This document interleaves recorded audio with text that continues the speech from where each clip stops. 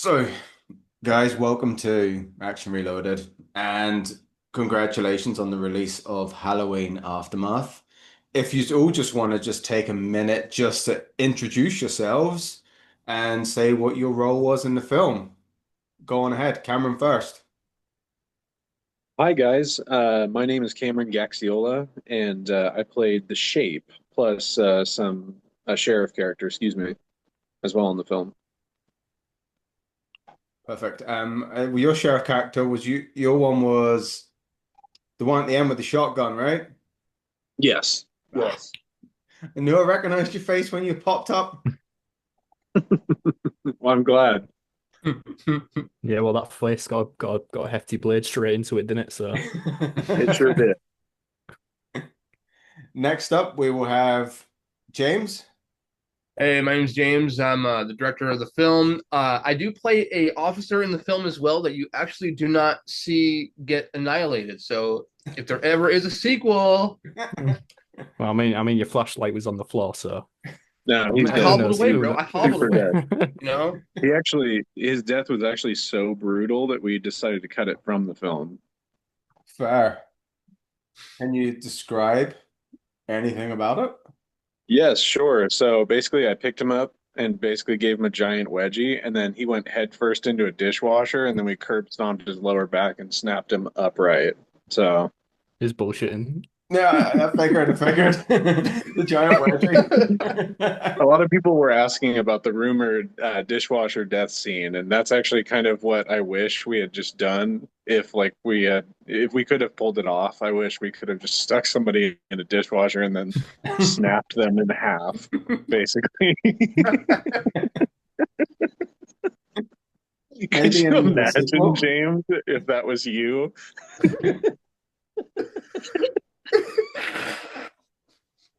no, I cannot imagine that.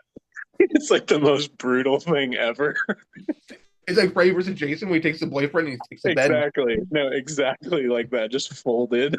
Yeah. Oh Have my to put that in a God. sequel, or you even have to just make a short of just that. I'll tell you what, why don't we just go back to camera and just claim it's a deleted scene and just release it? I'm actually down. It's too bad this was recorded, but I'm down to do that. I'd don the costume again, sure. And then, last of all, Cole, if you would like to introduce yourself, please. Yeah, I'm called Tatham. I wrote the script. I produced the film alongside James and edited and did all the post-production on the film. And you're like legendary in the world of editing Halloween videos as well. Uh, I guess so. Yeah, that's where I got my start. I guess. Yeah, yeah. Brilliant. So what brought you guys all together for Aftermath? Like, did you all collectively have a love for the Halloween franchise itself? That So could be aimed at either or any one of you. So if you just want to just shout out answers and stuff at me, yeah, yeah. I mean, it was born just out of a random conversation me and James had when we was like deep in post production on MSB. It was like because James had done like a like sort of like small cell phone movie like a few years before. When you started like playing around with it, They're like terrible. Don't watch them. yeah, they're absolutely abysmal. Sorry, man. Anyway, but They're not that so bad. so Facts. so we was doing MSB and it was like the quality was at least a jump from the cell phone stuff. So I was like, well, why don't we try it with Halloween and like, get it to at least this level of quality. And then from there it just sort of like it just grew. It got bigger and bigger and it happened and we brought on a bunch of people and that made it even better than it would have ever been. And yeah, it's just that's how it was kind of born, really. and then collectively, would you all be fans of the franchise? Oh yeah, absolutely, yeah, yeah, Yeah, big yeah, time, big time. yeah. Yeah. Actually, Cole, go for my involvement in this project started years ago. Um, I was talking to James about this a while back. I had actually, so there was obviously this script, like any other movie, it went Mm. through iterations before we landed on what Aftermath was. But long, long before I was like seriously involved with the project, I auditioned for a sheriff character who was going to be more of a leading character. and I auditioned with James, got the part, and then got the heartbreaking news late, like what was it, like 2 months later, a month later, something like that, that the Yeah. script had changed and that police officer character was cut basically in service of a different character to be the main role. And so basically, I was just like just kind of put on the back burner and just kind of was like, all right, well, if another role opens up, please let me hop in there. And they told me that, of course, they'll let me do that. And then when they landed on what the movie is now, that screenplay, um, I basically, obviously I wanted to utilize the police officer, the sheriff's deputy costume that we had for me, and but I eventually, I started gunning for the role of the Shape, um, which is kind of like even when I was talking in talks to play like the lead sheriff character in that really early draft of the script, um, Myers was always someone that I wanted to play really badly because like obviously I'm a fan, and and they were like, well, we'll have to screen test you, and it was just, I think there might have already been someone they had in mind for the role, and basically I was just like, all right, well, let me screen test before you guys make your decision. And that weekend that I was coming up to Santa Maria to screen test, well, we were shooting something else, but We were filming, I yeah, filming wanted another to, movie. Yeah. yeah, yeah, I wanted to screen test for Myers. And so like that weekend leading up to that, I just like really watched 2018 and Kills like as hard as I could and watched all of JJC's mannerisms and movements. And then with the notes that James had given me prior to this about the screenplay, like where it takes place, I just had to kind of figure out like, okay, so he's in his 60s, he's just got stomped out by this mob, and so he's going to be really like messed up basically no matter how much of a machine he is, you know he's going to be pretty messed up. So I gave it a shot, and I think James and Cole freaked out when they saw me in the costume kind of doing my thing. It looked brilliant, the costume. I was trying to pinpoint it when, the way like the mask and stuff, was that like sort of a Rehold Trick or Treat Studios one? Yes. Yeah, yeah, James. Heavily modified, yeah. Yeah, so we have two masks, technically three masks for the movie. You have the opening mask that was done by Matt Chandler over at 31 Studios, and then while he was doing that one, I was rehauling a Trick or Treat Studios ends mask. But Matt Chandler is really good with hair, especially like the hair that's used on those masks. So I asked him to do that one as well, and then I said, "Well, you have the mask. I've already painted it, but do you want to do a couple little touch-ups here and there to kind of just add a little detail into the paint for me?" And so he does. So he did, and we received it, and it was just like, "Wow, this is great." And then we threw it on Cameron, and it was just magic. And every detail of Maya's looked unreal. It was basically like you copied and pasted from, kill slash ends. I've got a really funny story about that actually. Is when he came up that weekend, I think James had kept it a secret from me. So when there was no, I had no idea it was happening, and he just Really? he randomly video called or FaceTimed me while there was in one of our a warehouse basically for planning on another project. But basically, he just went in the back room, shoved the outfit on, and he literally like stepped out of the office or the bathroom in character, and he did all the movements, like picking a tool off the shelf real curiously like a little child, and then like walking over to James with it and like getting all in the camera and things. And I was just like freaking out on the other end of the like, fuck it, Ellie's yeah, give it. He's the one. He's got it. Yeah. He was like, I yeah, didn't yeah, know that. yeah, That's hilarious. yeah. Did you like do any preparation for the role apart from that? Did you like sort of try and reach out to any previous incarnations of Michael Myers slash The Shape?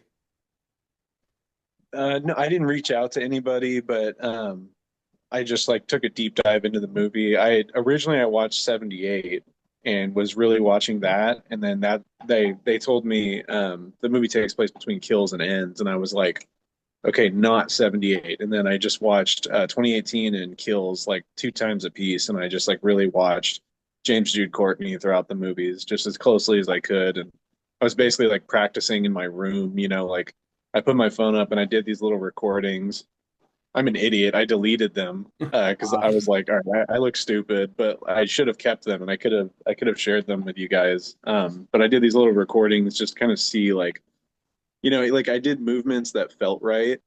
But then on camera, I was like, that looks way too robotic. And so I just kind of like did it a little bit more fluid. And then, I mean, when I did the costume screen test, I didn't even have shoes on. I just had like socks because we Yeah. didn't have the boots yet, Yeah, we've got the and I video didn't of have that. a I Yeah, didn't have a mask on. Oh yeah, yeah, yeah, yeah. You guys do have a video of that, yeah, don't we you? do. Yeah, yeah. Yeah, you have a box Yeah, cutter in your hand. yeah. That's what I meant. I That's what I found meant when it. I said he's like picking it up, right? Like a curious little chat, like that. The way he And does when you he know, picks tools up. yeah, I picked up the box cutter and looked at it, like the how he picks up the hammer in Mm, 2018 and kind of looks at it for a second, and you can almost see like, well, you can't see it, but if you get into his head, it's almost like a kid picking up a hammer, like, oh, I could hit someone in the head yeah, with this. And then I just like continue forward with the box cutter. And that's basically what I was like throughout the entire movie. I mean, you can even see it in Marnie's death scene, like when he throws her to the ground in the kitchen. And then he's about to walk forward, and then he notices the knife that he put there when he was messing with her, and then he picks it up and kind of looks at it like, "Yeah, I could stab with this." And then he like goes in, and then well, does her in basically. Do you know you're the third sort of Michael slash shape incarnation I've spoke to? Um, Yeah. I spoke to James's stunt double for brilliant. kills, and I'm not gonna name the next one, but when I rang them, it's kind of a funny story. We were ringing through as your Zoom call does, because he was like, just ring me. And he answered, and he was in bed, hungover to the max. He was completely half blitzed. And then he was like, hold on a minute till he run round, fixed himself up, poured himself another like margarita or something, and then cracked on. The hair of the dog. Yeah. And like I was Uh, asking him stuff just about his career, and he was like, I done that. And I was like, apparently so. Oh my Um, God. it Is was a that Chris great call. Duran? of No, I'm course. joking. That sounds about right for Myers of actors. Was he a Libra too? That's hilarious. Oh man. Yeah, but about this film, I don't know Cameron's like pure stance on Halloween Ends. I know he thinks it's like, like you said earlier, it's like really unique in terms of like it's been the most unique entry since H3. But Cole and I, we genuinely love Halloween Ends. I was actually watching it last night, and while I do love the movie, I kind of starting to steer towards kills a little bit more nowadays. But yeah, so we really wanted to jump into this movie to like really feel like a proper prequel to Ends, and I Yeah, do get feel like people a lot of ready. people are seeing that, and we knew that a lot of people were going to hate that idea. We knew people already kind of have a certain sort of feeling for the trilogy already. So doing this, we knew like that's really a ballsy take. Are we gonna like really gonna are we gonna do this? Oh, yeah, let's do it, dude. People are gonna love it. People are gonna hate it. It's expected, but I think that at the end of the day, Cameron, great job as the shape. James, Drew, Courtney, Incarnate. I think the rating is great. I think the overall acting is stellar, and I think the production is for the amount of money we had to make it is in my opinion, and humbly, it's kind of next level for that amount of money. Mm. Big time. Yeah, I totally agree.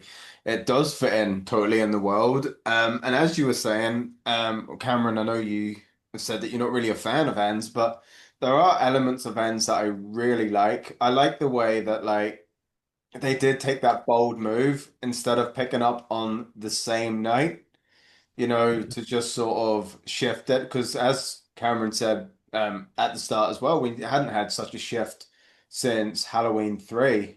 So And it's a like good job. It's a good job they did jump 4 years because we wouldn't be here today if they didn't. Exactly. We wouldn't have made the film we did. So yeah, that time gap gave a lot to go yeah, through. yeah. But I was curious when I was watching it. Did you ever read the Halloween Ends novel? No, To, no. to a degree, yeah. So not like page to page, but there was portions of it. Like I remember, think at one point, like I remember how I don't know if you read it. Yeah, I Yeah, so you might be familiar with the idea that like I think is it bin men or something like found him the next morning in an alleyway. yeah. So We he's took like up against like a metal That's fence. right. That's right. Yeah, and he's like he's sleeping or something. And Yeah, I and I think think it's a hobo. it'd been yeah, and he'd been hiding out in a meat factory before he finds the cave. Yeah, So we had that in mind when we was writing, but from what I can remember, it never specifically says when he was like living in this meat factory. So like if it was in say 2019, we're in 2020, he could have found the cave, up to that point. So it was yeah. like that, when we was so it was kind of using the novel to like, well, I was anyway, to like to loosely guard me where I can and can't go. But at the end of the day, the film's the main canon, so like anything in between is like up for grabs in my view on that. And then playing homage as well to like previous entries was good. Like, just off the top of my head, the ones I can pick off were the thorn symbol in the sky, Yeah, the shamrocks on the TV. yeah, There was the They Live John Carpenter reference. mm-hmm. Um, there was Hobo Myers, Yep, when he had his hood up, yep, like the Rob Zombie Halloween 2 sort of look. yep. Devil's Rejects. Yes, Devil's Devil's Reject. Rejects on the TV, yes. Yeah, my And favorite. then Yeah, well, Vice Principals is my the favorite. I was going to say the show with Danny McBride. Yeah, because we wanted to give Danny McBride a little Yeah, cameo somehow. Like I was always waiting for it, and like even if his face was popped up for a minute, I was dying for it. So I thought, fuck that, this is our chance. This is a way we can do it. Let's do it. yeah. So like sort of getting the wheels in motion. So for you, Carl, putting you're credited as the writer. So putting this story together, what sort of elements did you want to include and not include? And how did you write in such a way to keep it canon? Because everything you've done just it's literally is just an add-on. Yeah, I went into it with the mindset of this, obviously on a fan level, but like this is Rogue One to that trilogy. Like it can't it can't cancel out anything that happens in Ends. Everything that happened in Ends is canon. Everything that happened in Kills is canon. So it's just staying like not like I can create this little like bubble of characters that can sort of they don't have to interact with any of the Strodes. They don't need to mention the Strodes. They're just a Yeah. bunch of random characters on a random weekend having a little like get together and shit goes wrong when the wrong man comes across them. Yeah. And that was sort of like the big like guarding wand as well as like the ideas of like keeping it relatively small, like a small group of characters, to not sort of overstep or like break the continuity. I'm sure there's things in there because the thing was constantly changing. Like there was, like any film, especially on this size, is constant, rewrites, redrafts, changes on the spot. So it's just but I think it worked out in the final cut, like in terms of making sure the fluidity of the narrative was there. And then James, for you as well, you your job was the director. So I'm not sure, Cole, if you got time on set or anything. Just I know you said you were UK based. Yeah, I wish maybe on the next one. Yeah. So James, right, your job then was to bring what Cole wrote to life. So Hmm. how did you find on the budget that you guys had creating Haddonfield? Yeah, I think one mission of mine was to make sure that Cole, being the writer, is that I can take his dream of this idea he's created on paper and kind of make it reality. And sometimes you kind of hit roadblocks and you kind of run into like problems, and sometimes you have to kind of like switch things on the spot. Like the The good thing dishwasher, about it is like that like the dishwasher. That's an like the example right there. dishwasher. Yeah. Should we wait? Can I go into that story or no? Yeah. No, I mean that'd be amazing So actually. we Yeah. did have a kill that required a dishwasher, but it was not what people think per se. So there was a character who was going to. So Remedy, for some odd reason, likes to stick knives standing up when she cleans dishes. So we had a dishwasher scene where one of the characters were going to Michael was going to open up the dishwasher door. Lachlan. We can Yeah, talk Lachlan, spoilers. Yeah. Yeah. and he opens up the bottom rack and it's full of knives sticking up. Where Michael then takes Lachlan's face and he slams them into him, and all these knives are gonna be sticking out of his face and everything else. And it's great. It's great, right? Great writing. But we tried it on set, and it was like, ooh, this isn't working out. We got the actor in place. We were doing all the things, and like our actor kept sliding down, and he's like, visibly like, what are we doing, guys? And so we had, on the spot we had to just come up with something new, and we ended up ripping his eyes out, and Cameron ended up just like wrecking him, and but things like that will happen. But to create Haddonfield was difficult because we are all like California based for the most part, LA based. So to try not to get too many like wires in the sky, too many palm trees, which there are palm trees in the movie, but that's a nod to 78. Yeah. I've heard someone say, "Oh, there's mountains in this scene," and it's like, well, there's a nod to Halloween 4, 5, and 6, which is filmed in Salt Lake City, Utah. So it's all little things here and there that some people would be like, "Why did you do that?" But it's like we're fans, and we're doing this for fans. And if you guys can pick up on the things here and there, because there's no mountains in Chicago, in Illinois, overall. But it's little things like that. So creating Haddonfield in LA was not easy, but John Carpenter did it for the first two movies in Pasadena, and we kind of try to replicate that blueprint. I think there's mountains in Illinois now. Left a mountain of bodies.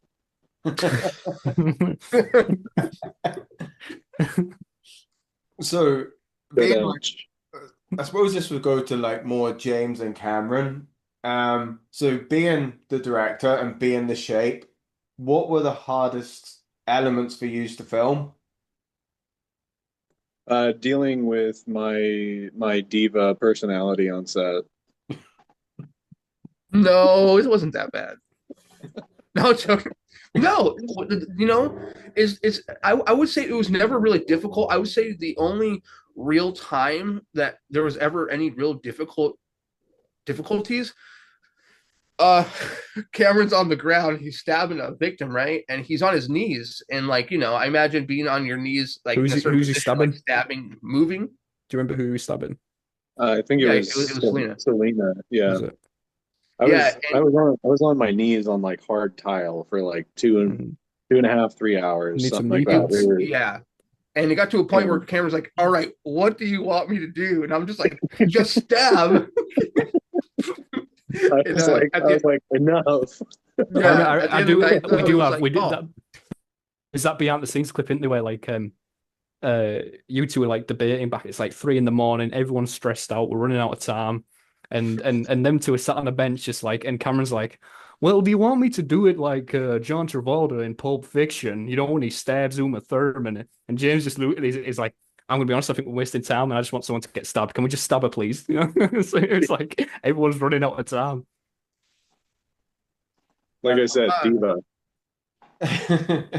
I mean, if I was on the ground on my knees for 3 hours, like trying to like in position to like kind of try to look like I'm stabbing someone, I'd probably get a little frustrated too. So I get it.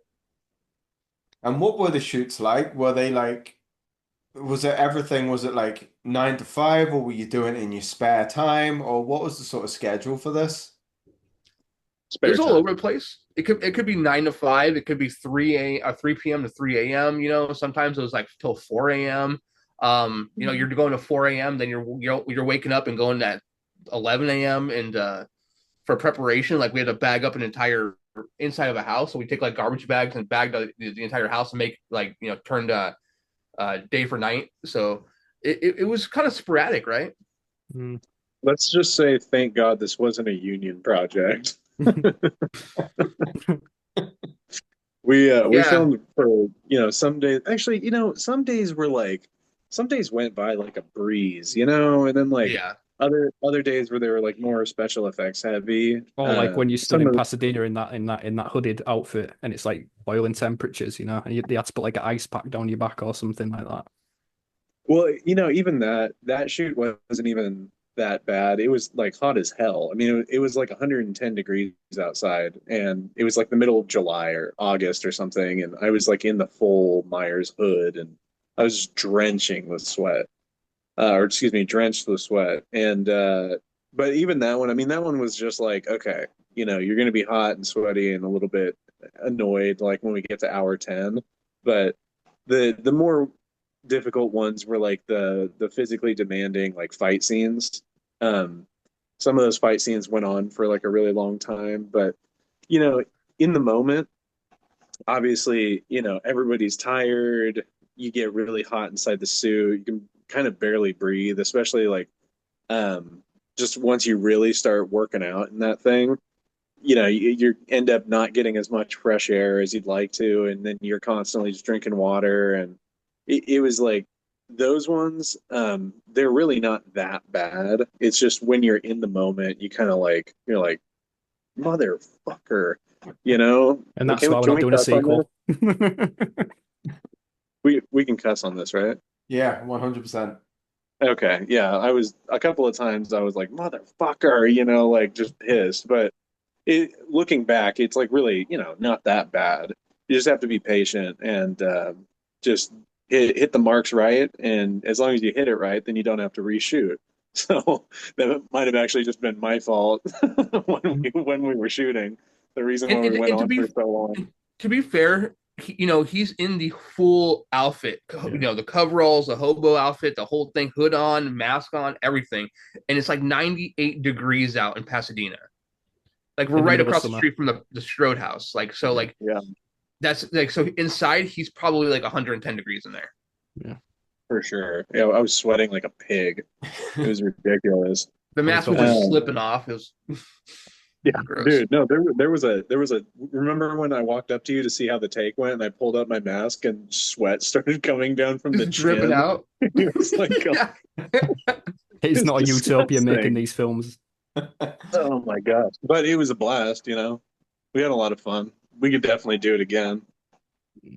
And then sort of like you're like filming like sort of a lower budget movie.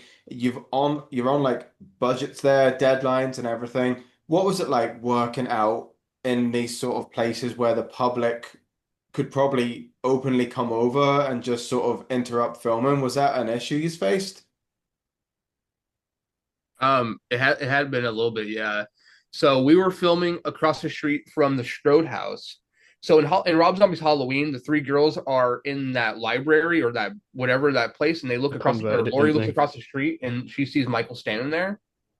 We were filming in between the Strode house and that building, right next to the Mustafa Akkad plaque, and people were great, but there was one individual who was like revving his motorcycle, and I'm like, cut! And he's revving his motorcycle. I was like, quiet on the set. And it was just like, and he kept going just louder. And it's like, okay, we need to be mindful of other people, but this guy's being very unmindful of us. He was doing it on And purpose. and we also had the police turn up once. Um, Remember that police one? turned Yeah. up. Yeah, yeah.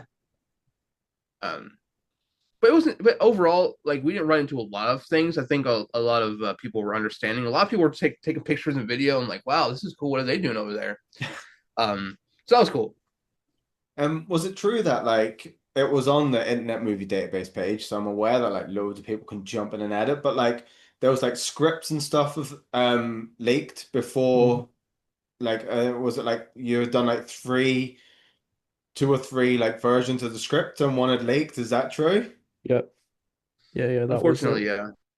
yeah. Yeah. That was a bit annoying. We don't know. We still don't really know what happened with that. To be fair, I just kind of we had a little look for a week. We was a little bit annoyed, but it wasn't. It didn't really slow us down or anything. We just kept going.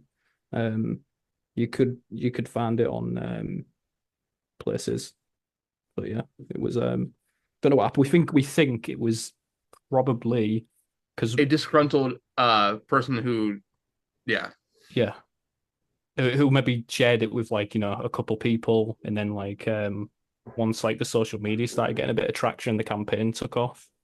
Maybe it was like, hey, I've got the script, you want to read it, blah blah blah, and it was like, yeah, but yeah, we made a post addressing that actually when it happened, just to be like, if you stumble across it, don't bother reading it, please, because it's just gonna, it's not exactly final, and it's not gonna be, like do anyone any favors, really. Yeah, that's a shame when that happens, especially for yourself having wrote the thing and then for it to get leaked, but I'm going to assume that you did end up changing a good portion of it, Only the ending.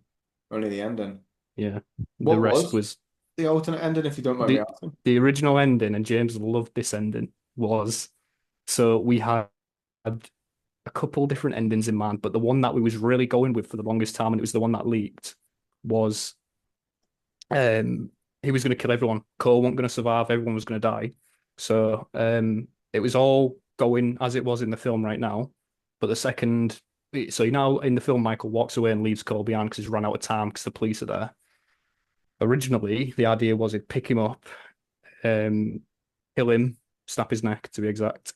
But then the police had raided the building, and while they're like going room to room, you can see like all the bodies have been moved, like none of them are there or anything. And then like the lead into the living room, and then you see like all the kids like sat up on a couch, propped up, like posed. You know, like how he likes to pose his kills. Yeah. And the TV was going to be playing the Silver Shamrock Happy Halloween, and it was going to be like a like smashed cut to black there, and that was going to be the end of the film.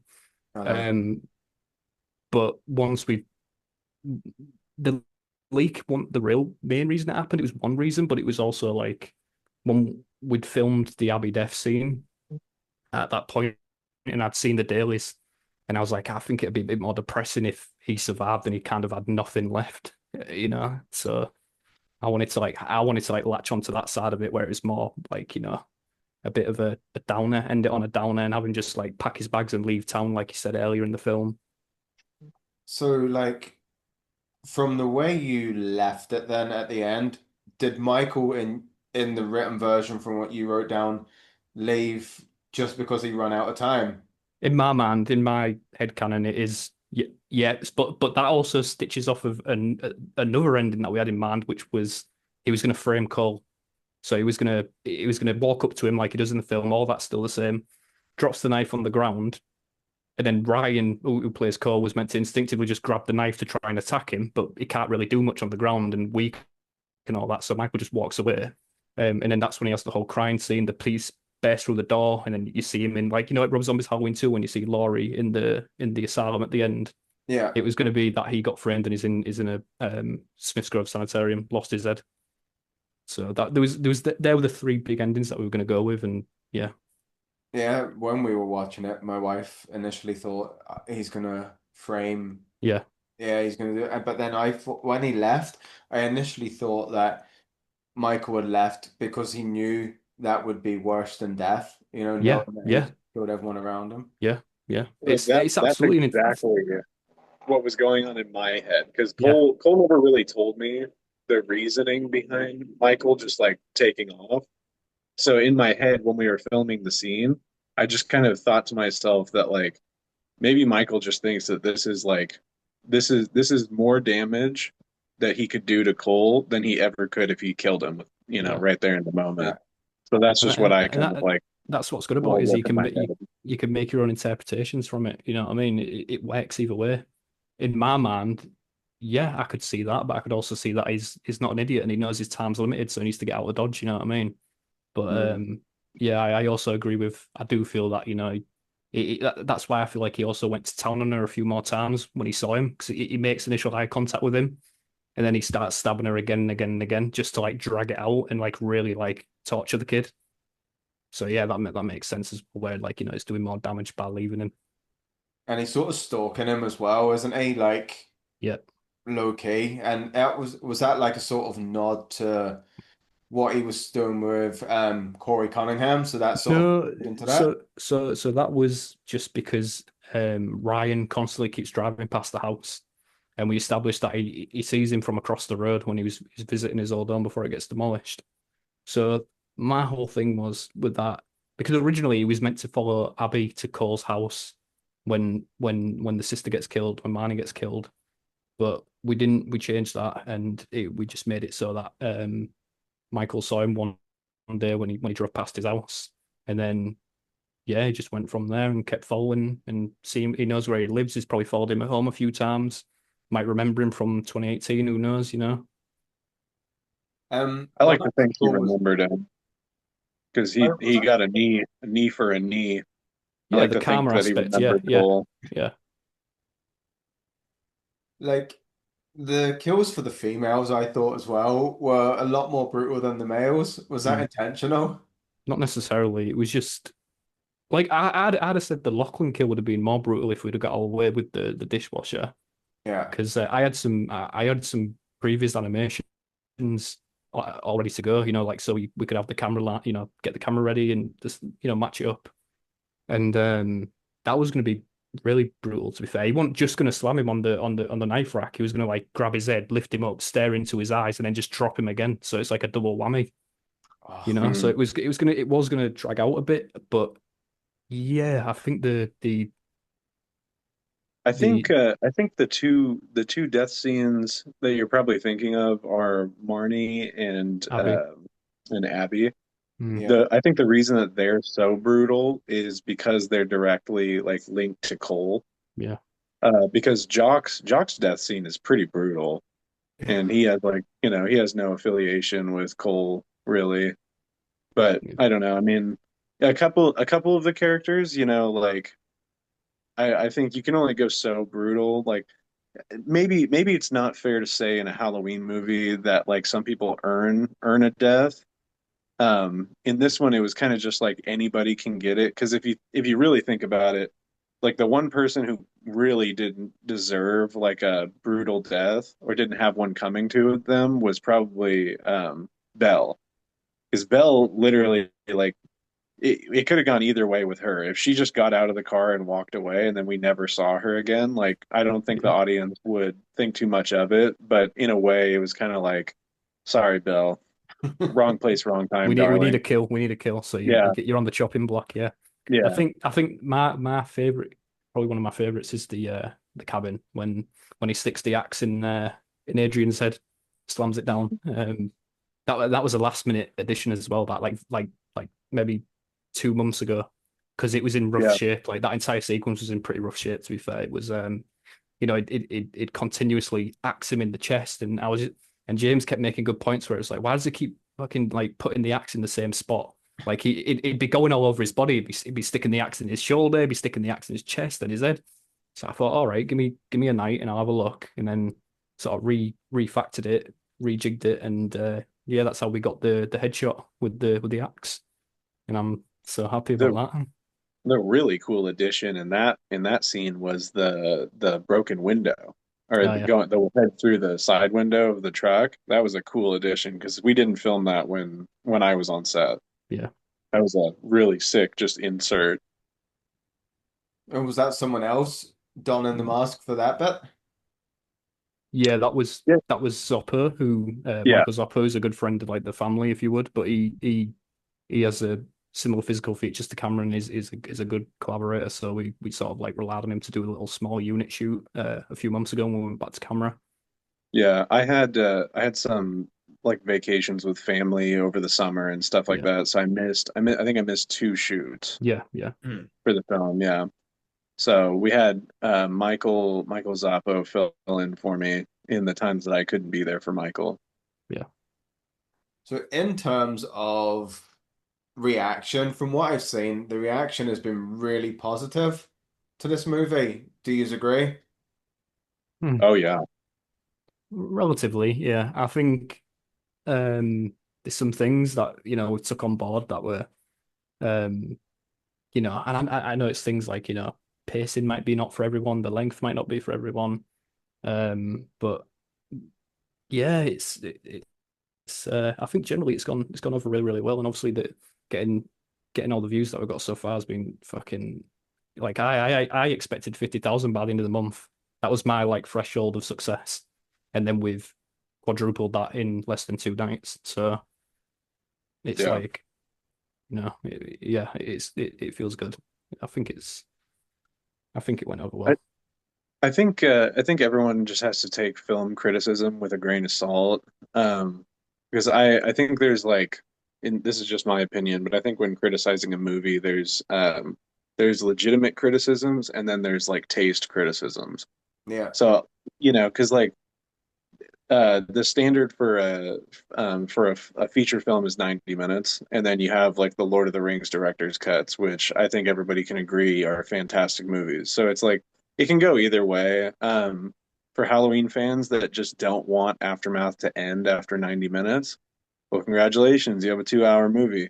For the people who prefer a 90-minute minimum or max, excuse me, Halloween film, congratulations, YouTube has a fast forward button. So it's like, I you also know, think it's a case of the notion that because it's a fan film, you have to have Michael in every single scene just sticking a knife in everyone.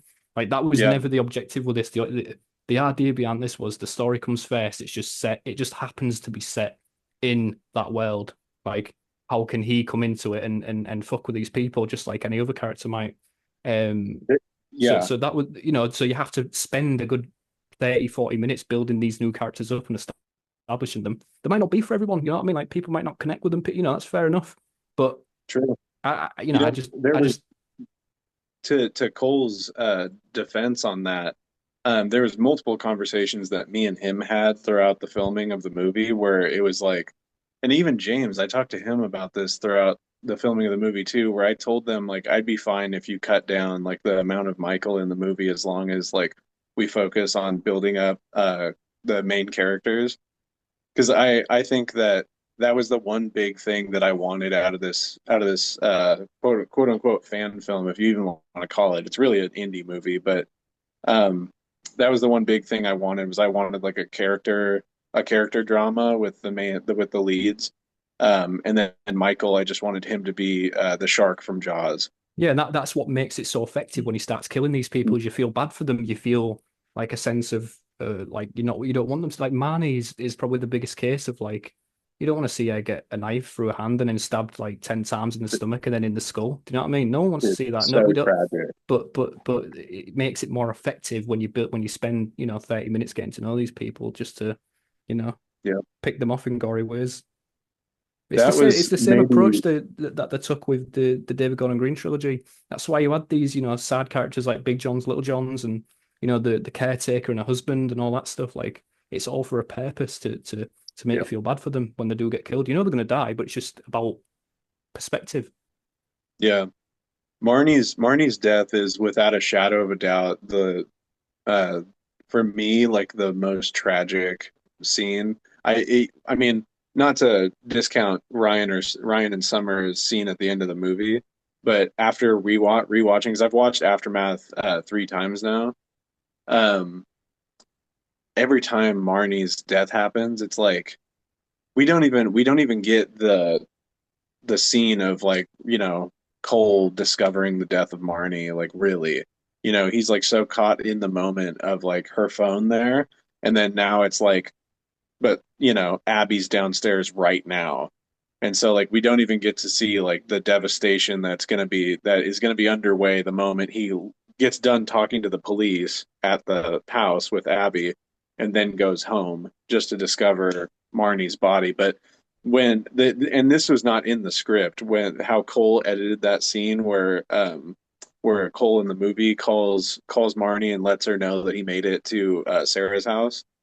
Um, when the calls or excuse me, that when the call is overlapped with Marnie, who's still alive at this moment somehow, and she's like being placed up against the countertop, and Michael's just kind of maniacally positioning this knife where he intends to plant it in her skull, and it's just heartbreaking because it's like, man, and we really did get to know Marnie like really well, and Selena did an incredible job building up that character. I mean, you can see like the tragedy in her eyes in the scenes when she's arguing with Cole, and then when they have their heart to heart. It's like, gosh, dude, her death is like so devastating. The more I watch the movie, the more devastating it is. I mean, and Abby's death scene too. I mean, God, dog, man. The girl's pregnant for God's sakes, and then right there on the floor in front of Cole, it's like, There's dude. some good inspiration behind that scene, to be fair. Yeah, Yeah. heavy, heavy stuff, man. You want to Michael is share an the evil son inspiration? of a bitch. You what? Sorry. Do you want to share the inspiration? Yeah, sure. So, Ryan being sort of there, helpless, not being able to do anything, was inspired by The Last of Us Part Two when Joe gets killed. I don't know if you're familiar with Do you that. know what? I actually have never played the games. No, no, but it's Uh, a yeah, it's a but yeah, so that's what that was about, and the actual like him holding her while she dies, and then like the camera being above them, floating up to the ceiling, was like straight out the Amazing Spider-Man 2. Like I would send like Ryan, like, like, come on, you can hit these marks, you can do it, find the place and all that, and he did a really good job, like getting that similar, between Peter and Gwen when she dies in that film. So yeah.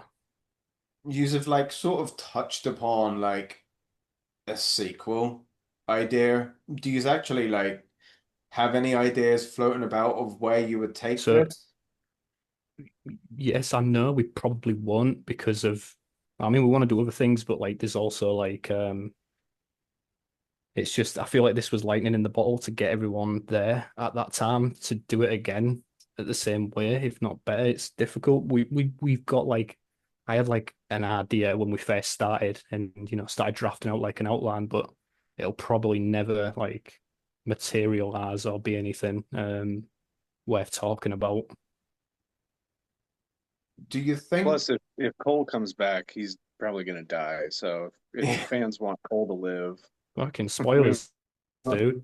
let's just leave him. Let's just leave him alone. Well, dude, surviving Michael twice is like you got off kind of lucky. I mean, in his case, he's not lucky at all, actually. Like he's tortured, but I will, yeah. I'll tell you what. I will say, like, I've told like James and Cameron, like, if we ever did do it again, I would chase a much bigger budget so that we can actually build like the cave, the soundstage, like on a soundstage, rent a space, get an art director, build it out, and spend like 40 minutes of the last act in the cave. Like that'd be the dream for me in 2021. I think it'd be, oh, yeah, like a year before ends. so? Yeah, so if you'd done a sequel was to be, you would still keep within the same sort of time zone and Yeah, yeah, it'd be probably within, yeah, that last year of space that we'd have with 2021 because he dies in 22, doesn't he? if you had to go after 22, how would you bring him back or explain any of that? We wouldn't. You can't. It's a realistic timeline. It's not nothing. We wouldn't do anything batshit crazy like that. It'd be too weird from the get go. I wouldn't even want to like touch that. Yeah, I was more just poking to see what your idea would be if they ever brought Michael back to the screen. Because I know, It'll be a reboot. It'll be 100% it won't be the same timeline. That's what that's is what it's going to be. It's going to be not related to this timeline. This timeline's done. It'll be they'll either go back to 78 with another movie, or they'll go through with that Miramax TV deal that they've got and do that in 78. So I have an idea. I say we just find the pile of meat that is Michael Myers, and then somebody just takes like a metal pole or a spear and stabs it into it, and then spoken like a true 80s cooked up producer. lightning Amazing strikes the idea. spear, and he comes sounds back to life. familiar. Yeah. And then you bring Doctor Death from Halloween 5, and there you go. Yeah, Thorn. the thorn cult brings him back. See, that's just got everything that we need in a Halloween movie. Yeah, I know. So what are your personal favorites on the Halloween front? Like where would your like mine would be 78 because I remember stumbling upon it on like the way back in the day you could record stuff off like BBC One and stuff on like Yeah. VHS. Yep. I Yep. was And yeah. Yeah. VHS I found and it was like Halloween and something else on it, like Nightmare on Elm Street or something. Yeah. So I put it into the VCR player. When these are things I'm not meant to be looking at, and that was my introduction to Michael, and that was me scared for a life. It took Yeah. me ages Man. to Man. revisit. Man was. I think I was really young. I'd have been about maybe 5 or 6 or something. I remember. I do know the first one I watched was Halloween 6.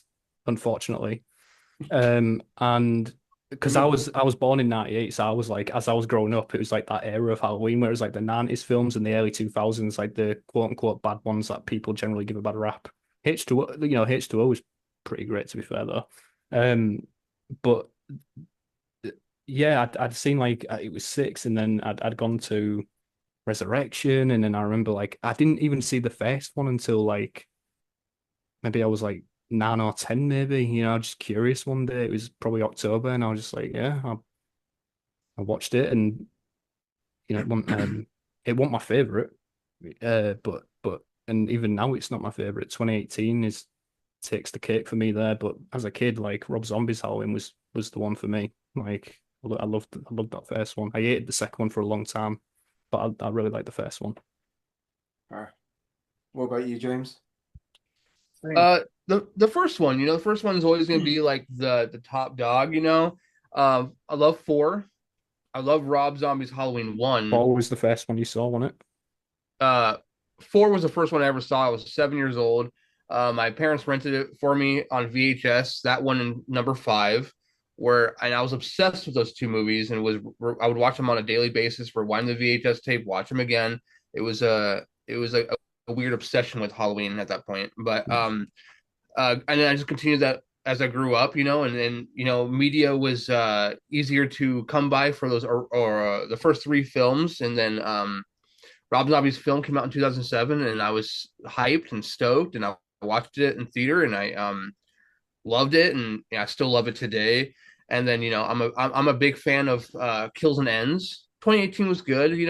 I'm a real big fan of Halloween Aftermath. To be honest, I think it's a good film. Self promotion, sorry. Um, no, but Halloween 4 is definitely up there. Number one, number four, and Rob Zombie's number one. And Cameron? 78 is my number one favorite. The first time I ever saw it, I was probably like 8, something like that. My mom was working in the ER, and she wouldn't let me watch scary movies when I was growing up. And a friend of mine told me about, I think it was like Alien Resurrection or whatever, was on this channel called AMC, and during the month of October, it's called AMC Fear Fest. And so when my mom would go off to work night shifts at the ER, I would sneak out of my bedroom and come out into the living room and turn on the TV to AMC, and I would just watch scary movies at night. And I caught two movies in one night, which like shaped me as a horror fan. It was Halloween 1978 and then The Shining. And I watched them both back to back, and those are my top two favorite horror movies of all time. And yeah, so 78 I watched that night, and like from there on out I was like, dude, the boogeyman. Like and he's been my favorite slasher of all the movies forever. But after 78, probably number 4, love number 4, also like number 3. Um and then Rob Zombie's H1 for sure. I think that Michael Myers is my favorite adaptation, like design wise. I love the look of Rob Zombie's rotten mask and the brown coveralls and all that stuff. I think that is such a sick look for Michael. I always wish the Um, collar was up there. It always bugged me that the collar was folded on the Rob Zombie one. I just always wished yeah, it was up. yeah, that probably would have made it just a little tiny bit better. I don't know. I love a good majority of that movie. I don't love the young Michael stuff as much, but overall I like the whole movie still. You know, I'm Joe Grizzly, bitch. Like I love the whole thing. So And what about Dr. Loomis? What was your take on him when when I was growing up, he was like one of the people that I was like, he is just like awesome. Like he's just as nuts as Michael essentially. Like he's chasing this dude that he knows his revolver's not gonna stop, but he cracks on anyway. Yeah, I'm sorry. sorry.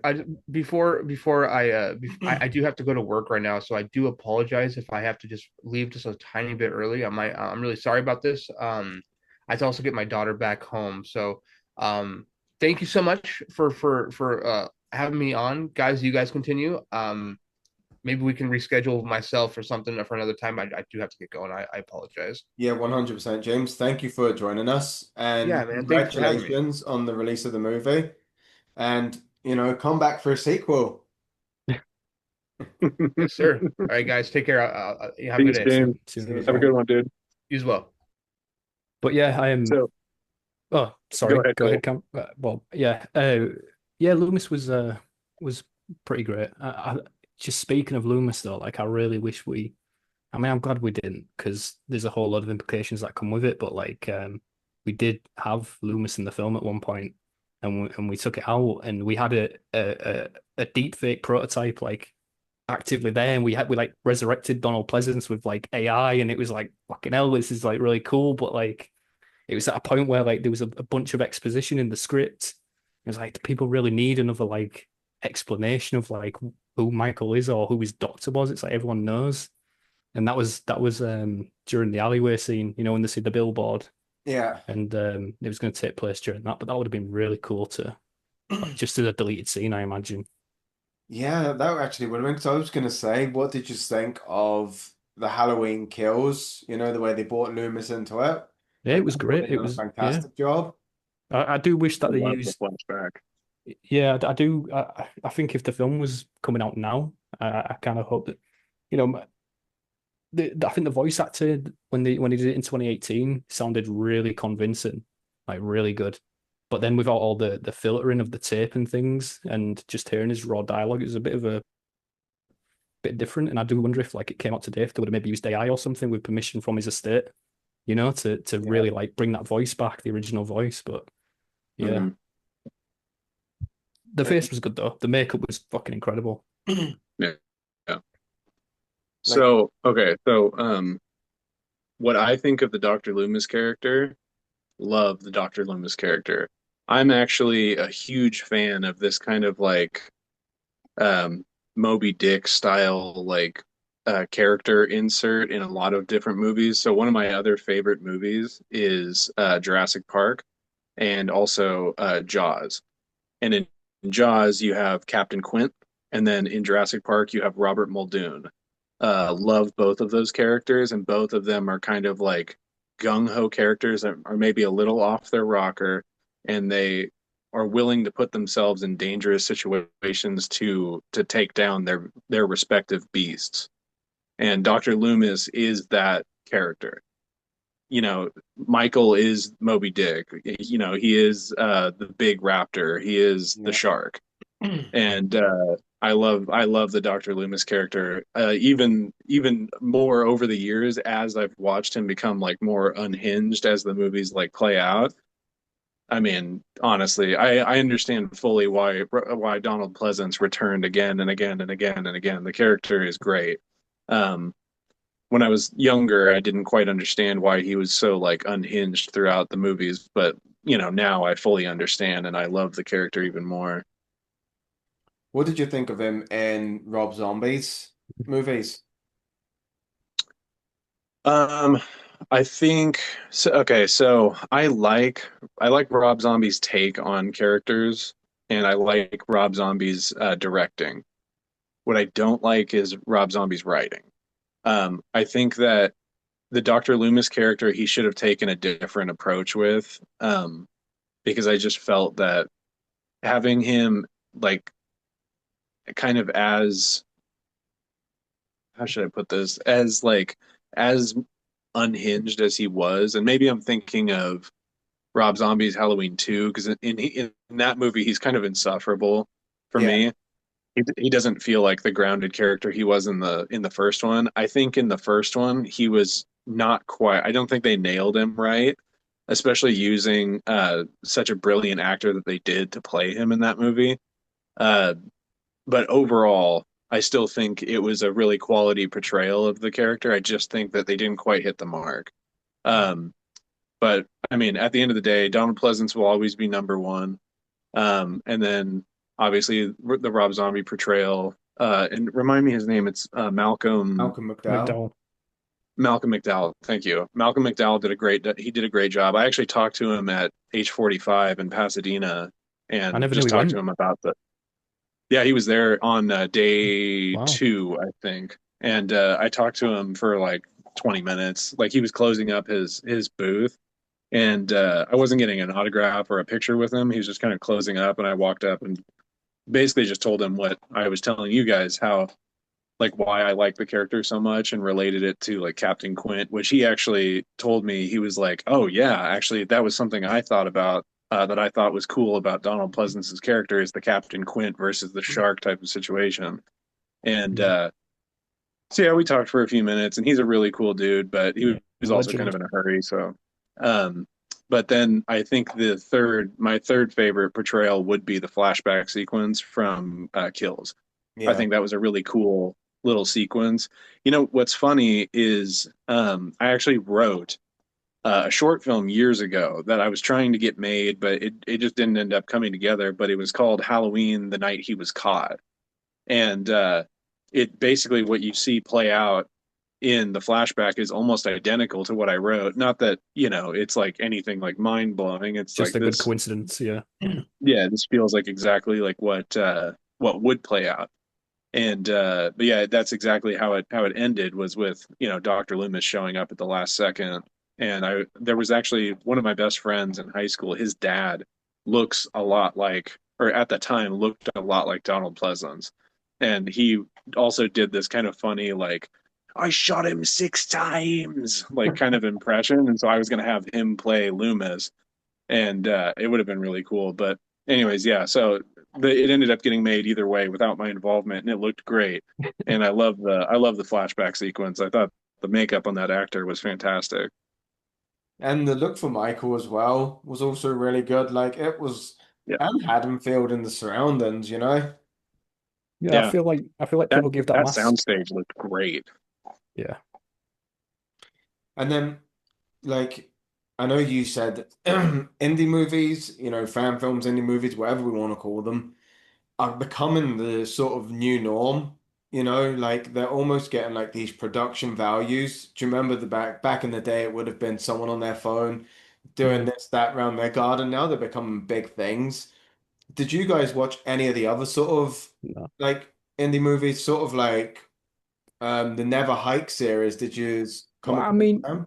yeah, we've seen them, but we don't look to them for inspiration or anything like that. Yeah. The thing that like works in our advantage is that like we are literally in an age where like anyone can get a camera. That's like, and it's not just about the equipment or the tools. It's like having the people that know what they're doing. Like Hmm. I have seen, fan films. I won't name them, but like they use decent equipment, but the minute that they give it to someone that don't really know what they're doing, it kind of like ruins it and makes it look a little bit lower quality. Yeah. So it's like, it was always like real big in the beginning to be like, let's just like focus on what we want to do. Let's like research the equipment as equipment and see how we can utilize it to make the best of what we can. And I feel like we accomplished it like on a visual and audible standpoint. Uh, you know, Yeah. the Dolby was a big fucking undertaking, but it worked out well. It's all about framing and sound, in my Yeah. opinion, because you can use any camera that shoots in HD. Mm, You can shoot anything in HD, but if the framing is bad and the sound quality is bad, you always have a fan film. Yeah. And in this situation, I've seen probably every Halloween fan film that's really worth seeing on YouTube. I've watched them all over the years because for a long time I was like Michael Myers every year for Halloween, and I just enjoy the Halloween franchise and everything that has to do with it. But this one, Cole and James, their approach, so like how they wanted this film to look, is really what caught my eye because I was involved in a different Halloween project years ago, and it was a very minor role.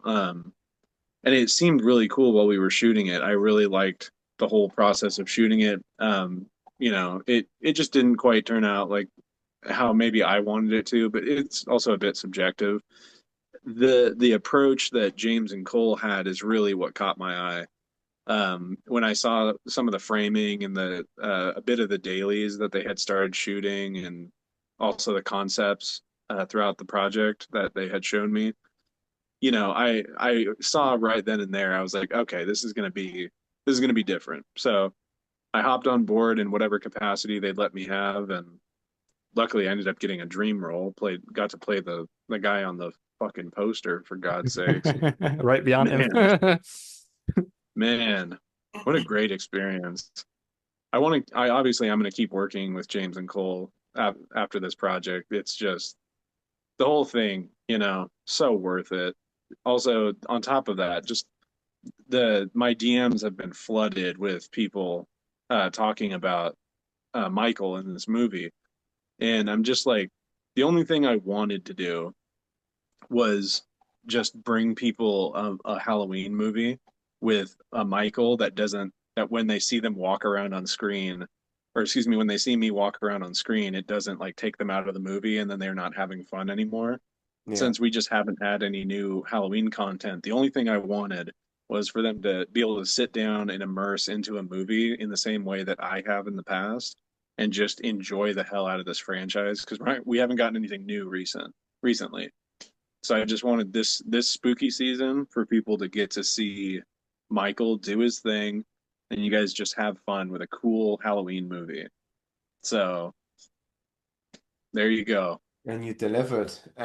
What you mentioned there that you had seen like majority of the YouTube sort of fan films, and I've gone through, I wouldn't say half of them, but a good few. And sometimes, like, I would get taken out when you see Michael because it's really hard to nail him. But you guys have sort of you hit that mark. Like, you've definitely put your all into making this like actual canon to what we've just previously seen with David Gordon Green, which I think works really well. So like getting like the masks and getting it like look at that poster. That's like professional as that like you couldn't ask for better. Like sorry. Like I genuinely thought going in, I always think this, what's Michael gonna look like? And it didn't disappoint. Like the way you moved, all the mannerisms were just there. It was just like I said at the start, it was just like a whole copy and paste of JJC. And then just seeing, and your masks in the background, I was like, I guarantee you he makes his breakfast walking around the house like Michael. Not quite. Wrap your fingers up and everything, don't you, while you make your cereal? We watched a screening of Aftermath last night at a friend's house. We were Oh yeah, having what did he so it think was about just it? Did he like it? everyone loved it. So Yeah. it was my best friend and me. Our birthdays are 2 days apart. It was just his birthday the other day, the 14th and the 16th, and um everyone at this, we had a big barbecue. Everyone came out and we sat down and had this giant inflatable screen and a projector and we played the movie last night. Everyone was blown away. They loved it.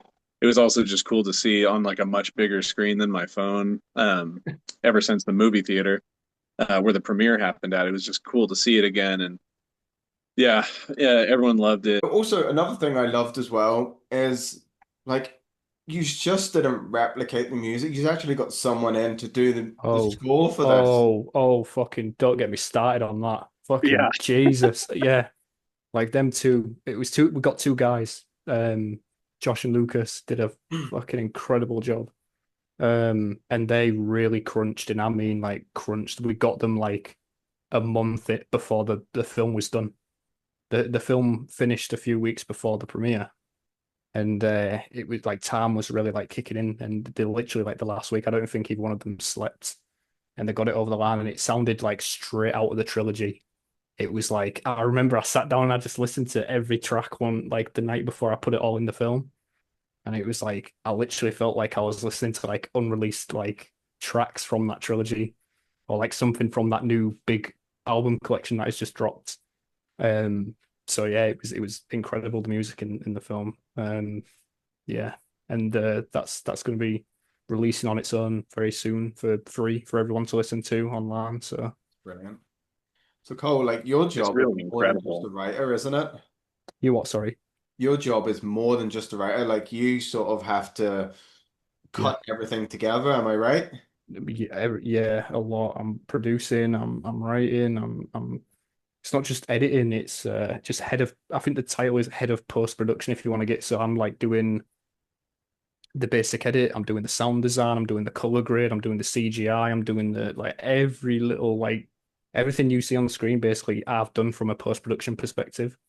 Um, So do the, you but get everything when James would have yeah, finished? we have a server, so he'll stick the files on a company server, and then we just that's how we share the files, and it's seamless.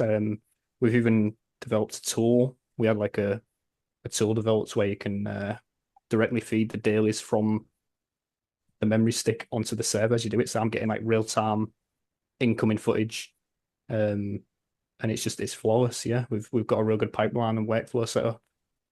That's brilliant. Like it sounds like a stressful job, not gonna lie. It's something that you would have to be sort of on the ball with and dedicated to, but Yeah, yeah, but it's worth it. The payoff is worth it. You know, it's not a perfect film. There's flaws. I know it. Everyone knows it, but I think like for what we actually released, like it was worth the fucking 3 years since we first ever spoke about it.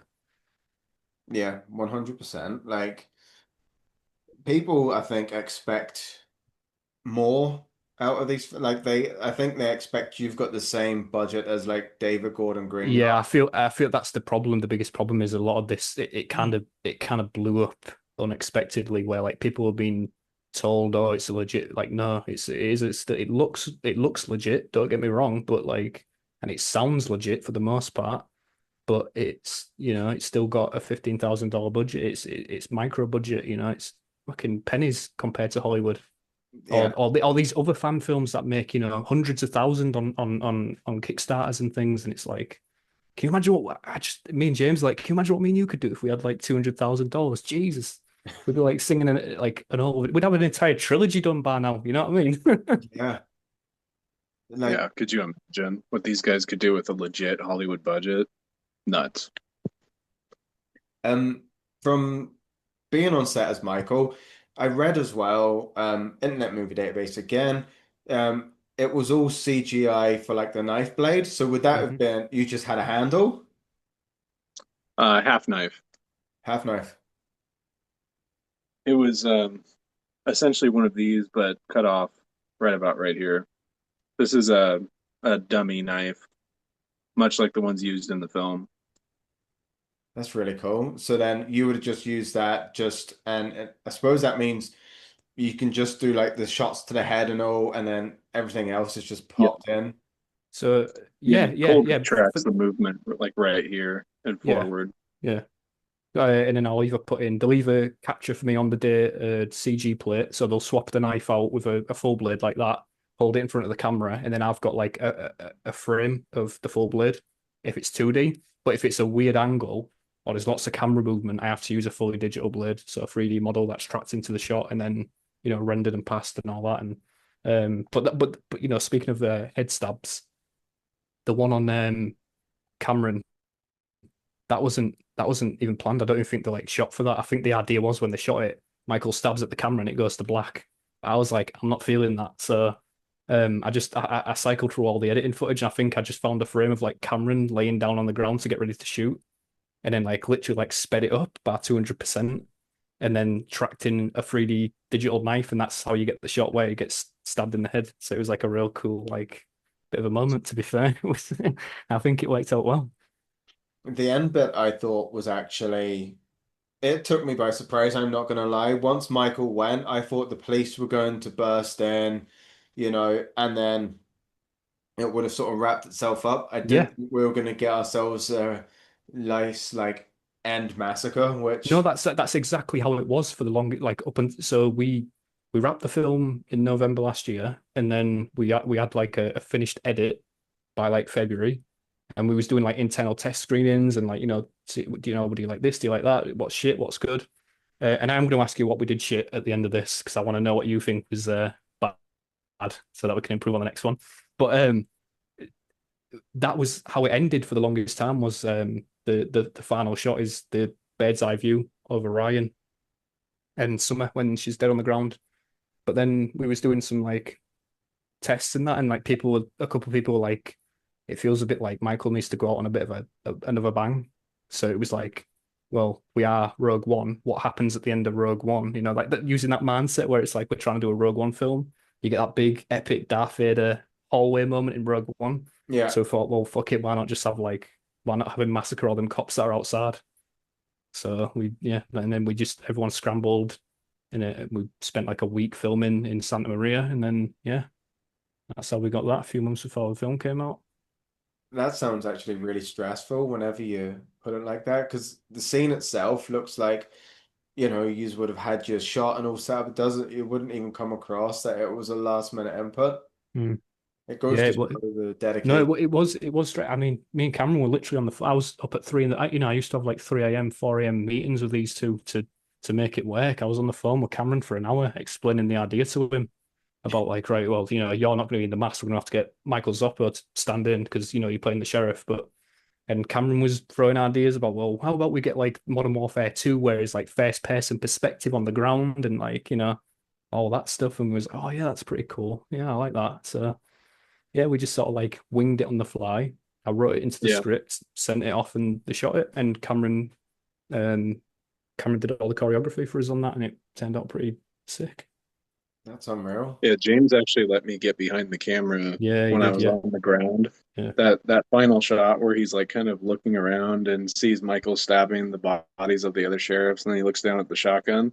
I was on the ground holding the camera, and I was kind of bringing the lens in and out of focus throughout the shot, and then I kind of had to get it in focus, and then with my other arm like come around and try to get to the shotgun before Zappa makes his way all the way And over. you had to frame it perfectly so you didn't see Zoppo Yeah, approaching. So it was like, yeah. yeah, We multitasking and multitasking. Yeah, we did it like 4 or 5 times, but we yeah. finally nailed it on the last one. See, for the likes of like the gun scenes, I know they're very minor, but did you actually like get a prop shotgun, or was that just sort of sequenced So in? Cameron, thankfully, is a bit of a gun nut. He's got like so many guns, some real, some not real. Some Well, legal, I some wouldn't. illegal. I You can wouldn't. bleep that out, but no. Anyway, Uh, so he's got First of bazookas. all, keep your voice down. No, I have a bunch of props. So aside from like doing acting, I also do props and special effects kind of work on the And side. weapons, black market And dealing. yeah, and I essentially I have a number of like airsoft weapons that have basically been made to look like Mm. screen correct firearms, and I rent those out to people like filmmakers here in LA who need to use really realistic looking guns, but they don't want to have to invest the money in buying it themselves. So I have a small arsenal that I've loaned out to James and Cole on multiple occasions, and for this one, I specifically have like a 1970s style pump action shotgun. That as soon as we cooked up the idea for this scene, I was like, okay, we got to use this shotgun because it'll look Mhm. really cool on screen.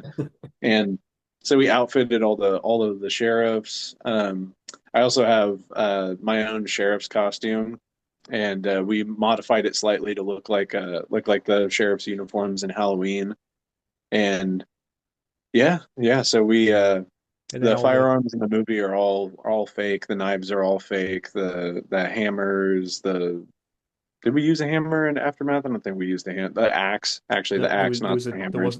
there was a delete. Yeah.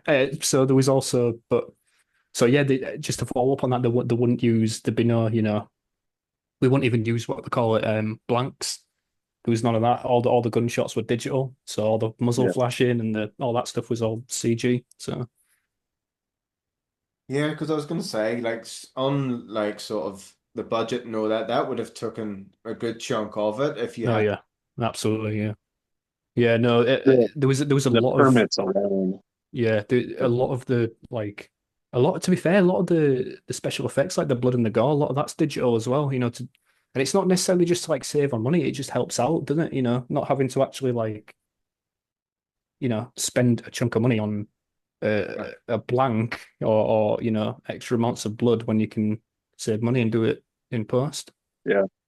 And I think a bit of it was also a necessity. Like we even though we did extensive planning on the kills and the special effects for that stuff, we, sometimes you can't account for things like uh, props and special effects that don't want to operate. Sincere, his neck wound. Even though everything was rigged up correctly, for whatever reason, we could not get the blood in his neck to flow correctly. It just whatever the angle was that we were shooting. So when his neck got slit and he opened it up, it was supposed to spray. Yeah. But it was more of like just a leak, and it didn't quite come out as well as it could have. So Cole fixed that in post. Sincere's shirt got good and bloody, but it didn't quite have that like constant flow like like a femoral artery or like a that other carotid artery Carotid. would have. Yeah. Yeah. Yeah, so Cole fixed that in post just because we were, under the clock at that point on set, and also that whole application for his neck with the hoses and everything. It's sort of a you get one shot at it Yeah. type of thing, and it worked well enough in camera. Cole just came in and fixed it to make it perfect for the movie. And then for like your fight scenes and stuff, especially the first one, when you first attack in the garden and you have the fight scene, there's the tumbling. Was it hard to sort of choreograph everything with the mask? So, okay, so with movie choreography, it just comes down to like repetition of doing the actions. Uh, so the fight scene in the garden, would probably be more. It would have been more difficult to choreograph and practice that if it wasn't for the fact that Ryan, he just picks up on stuff so quickly. He basically walked into this movie not really like having any like fighting experience or stage fighting really, but just immediately picked up on all the concepts with barely any explanation. I just had to give him the actions, and then we practiced it a couple times, and then it was just down to camera to capture it correctly. And so the fight scenes were not necessarily hard as much as it was like time consuming because we had I to also do a imagine lot it of was. takes of it. I know it was pretty. I imagine frustrating for you because you had the eye prosthetic in most times. I mean, there was some. When your back's to the camera, you're not wearing the eye prosthetic, and there was Yeah. some times when we said don't use the eye prosthetic, we'll put it in post. You know, it helps, but yeah, I can imagine like you've got one eye, you can only see so much. When you're doing them type of motions. It was only frustrating for me personally. It was only frustrating when I missed a beat or when I did something because like I mean I Ryan is like right there doing his job perfectly, and if I missed a beat it was just that was the hardest part, was just being annoyed with me messing up. But the fight scenes were not necessarily hard. We just wanted to do them again and again and again until we got the perfect take. Because we have a lot of good takes, but there had to be like everything just in the moment. From when the camera is like swooping from one side to the other, we just need the camera to be right on the spot. So when you throw a punch, it looks like you're landing it. For Yeah. instance, anytime Ryan throws a punch, right, he's really like about 2 feet away from me. The camera just needs to be in the perfect spot right when his fist passes by my face for me to like sell it, which having the eye prosthetic made a little bit difficult sometimes, but most of the time we clocked it perfectly. And the fight scenes, excuse me, the fight scenes in the movie look great. Summer also picked up really quickly on her cues in the fight scenes. Everybody did a great job. Um, yeah, so the fight scenes were grueling but not challenging. Yeah. What happens to like the costumes and stuff after shoot? Did you get to keep the We Myers we get we up? we're going to be divvying them around the casting crew. So I'm getting one of the stunt masks shipped to me. Cameron, I think, is getting a mask, right? Is that right? I You're getting I haven't heard something. anything. I Oh haven't well, heard anything. right. Well, you've heard it from me now. You're getting something, yeah. I And I then have an unused stunt knife. yeah, um, That's all.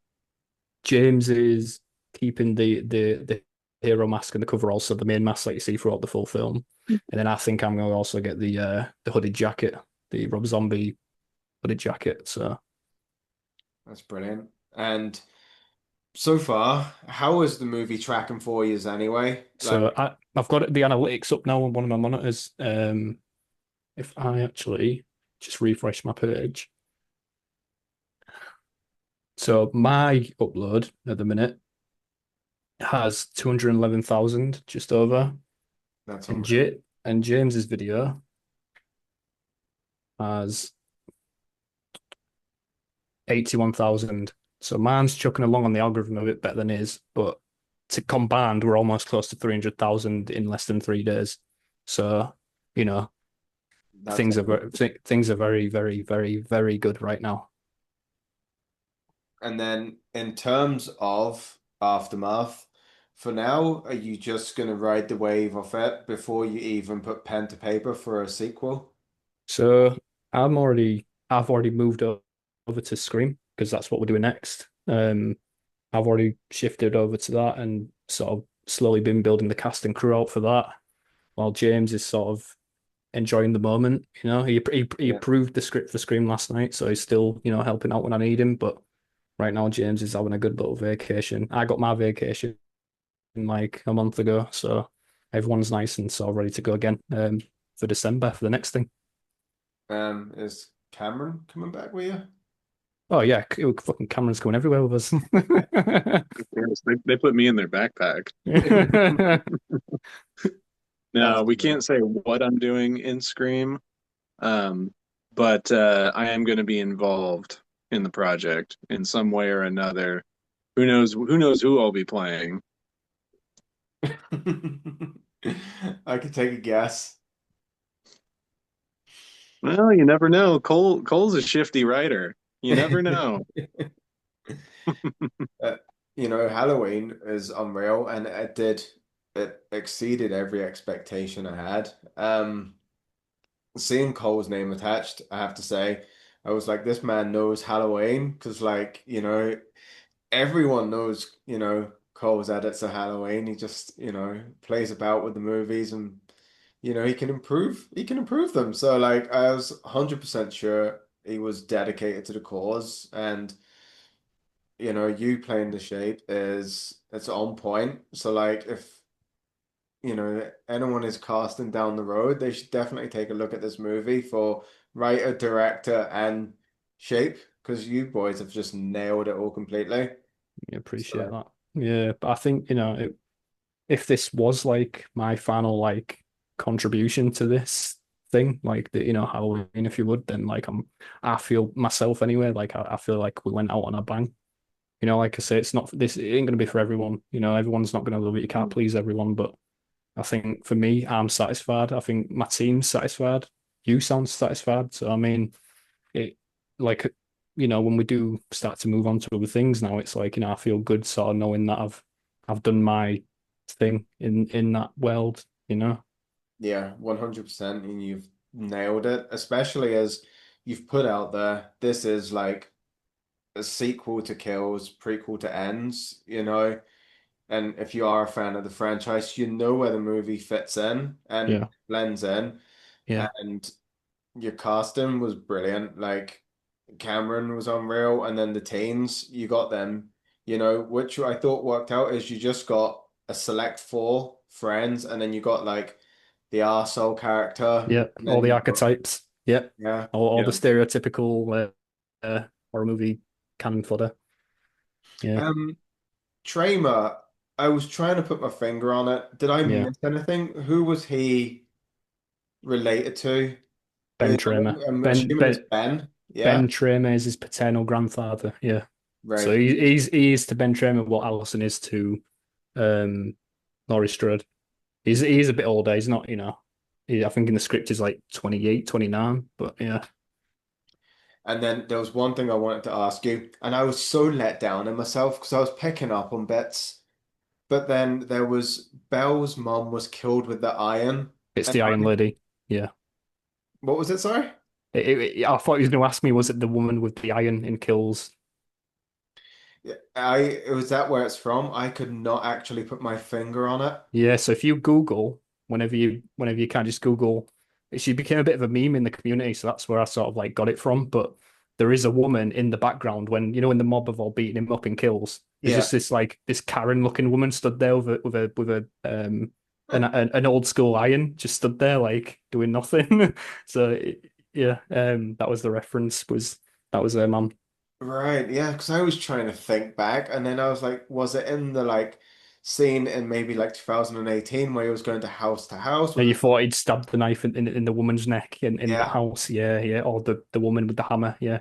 I mean, yeah, we could have done that. I mean, but I think at the time when I was writing, it was like that just stuck in my head. I thought it's a bit fucking funny to sort of bring that full circle. Yeah, I like the way that it picked up right after his onslaught of like bracket and all them ones. That was Yeah, brilliant. yeah. No, and you know Henry who played Lachlan was fucking standout. He's brilliant, and you know I can't wait to keep working with him on the next thing. And Yeah. I just got like just because we're on the topic of him, like them three, that car scene, like fucking electric. I don't think I know it's a fan film, but like you know, it's like come on, like I think they're the like It's an indie movie. It's like it's hard to even call it a fan film, honestly, you know? Like, yeah. because I mean, Cole's right. Henry's fantastic. Natasha's fantastic. All of them are Nikki, you fantastic. know Nikki yeah, as well. Nikki is fan the three of them are fantastic. Like, fucking I beautiful, mean, yeah. they could be the main cast of a whole other movie, you Mm. know? Yeah, They're their chemistry all was amazing. the cast in this movie is fantastic. They're all so good.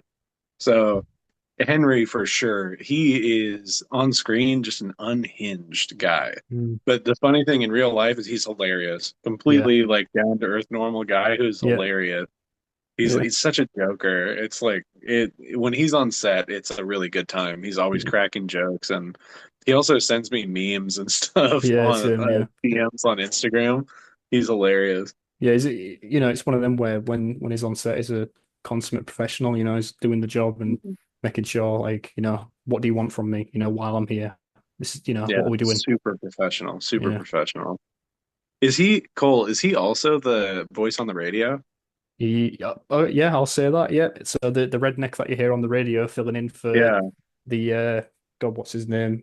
Willie the Kid, filling in for Willie the Kid that year. Mm, He did an uncredited ADR emergency session for us a couple months ago because we desperately needed something. So yeah, he voiced his inspiration was Alex Jones. If you couldn't tell, it's fucking yeah. brilliant. He's There's a like load of takes. Michael Yeah, goddamn there's Myers. like a bunch of takes that we got that never made it that were just like incredible. Like I feel like we should like put like if we ever do a sequel, do like the unearthed tapes of the radio DJ and just send like cassette tapes out to people. You know what I mean? It's so funny. I was watching the movie last night, and when I was listening to the radio, I was like, "Is that Henry?" Yeah, it's unreal. Oh my God, that's so funny. Jeez. So before we like wrap, the like last 2, 3 days, have they been different for you in terms of people just bombarding you? Like, did you go, for instance, was it like on the Thursday, it was a quiet average Thursday, but then on the Friday, your DMs and everything just blew up? So for me, it was the YouTube premiere. It was on through the week incrementally. There was a persistent like 20, 30 people waiting. I'm like, okay, what? I guess they don't turn the computers off overnight, but whatever. You know, I was expecting like, you know, 100, 200 people across both channels to tune in for the premiere. There was 3,000 people at the premiere, like on the YouTube premiere. And Unreal. it's like, and by the time the film had wrapped, it had already garnered 60,000 views.